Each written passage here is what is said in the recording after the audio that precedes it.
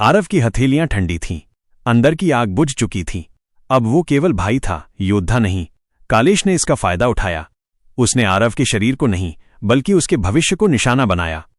अगले दिन आरव को पता चला कि गांव के सभी बच्चे, जिनमें नेहा भी शामिल थी, अजीब व्यवहार कर रहे थे। वे हंसना बंद कर चुके थे और उनकी आंखों में एक खालीपन था। उनकी आवाजें गुम थीं, जैसे मीठी धुन अचानक रुक गई हो। कालेश ने उनकी कल्पना शक्ति और खुशी चुरा ली थी। नेहा ने आरव को देखा, पर उसकी आंखों में वो पहले वाला चमकदार स्नेह नहीं था, सिर्फ एक फीकी उदासी थी। कालेश की एक भयानक गूंजती हंसी हवा में तैर गई। कालेश, तेरी शक्ति का जन्म मैंने कराया, और देख, अब मैंने तेरी सबसे प्यारी चीज की हंसी को छीन लिया। तेरी हथेलियां अब भी ठंडी हैं, आरव।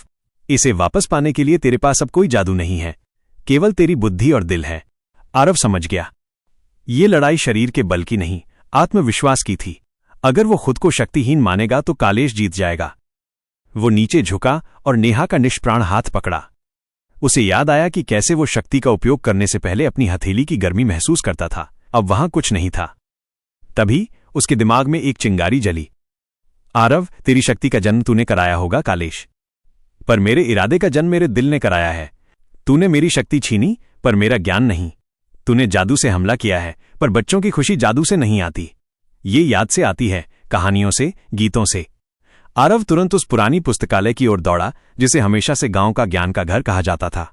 उसकी ठंडी हथेलियों ने एक पुरानी धूल भरी किताब उठाई, जिसके पन्ने प्राचीन कहानियों और उपचार मंत्रों से भरे थे।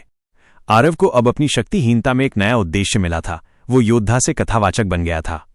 उसे बच्चों की चुराई गई खुशी को वापस जगाना था, जादुई बल से नहीं बल्कि मानवीय स्नेह से। क्या आरव की कहानियों में वो ताकत होगी जो कालेश के जादू को तोड़ सके?